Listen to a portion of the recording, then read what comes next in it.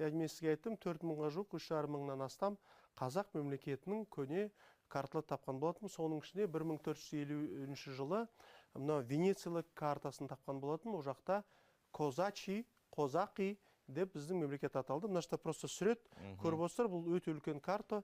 Карта Сан-Марко кітапханасында или библиотека Марчиано деп тұр.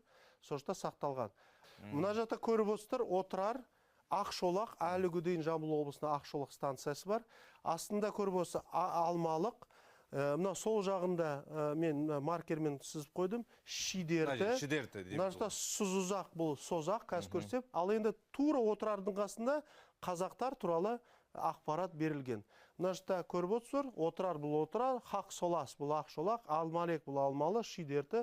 И Баласиян бұл Баласағұн. Баласағұнның тағы да екінші атауы бар екен. Мен карталарды таптым. Оны күз ордасы деп атайды екен.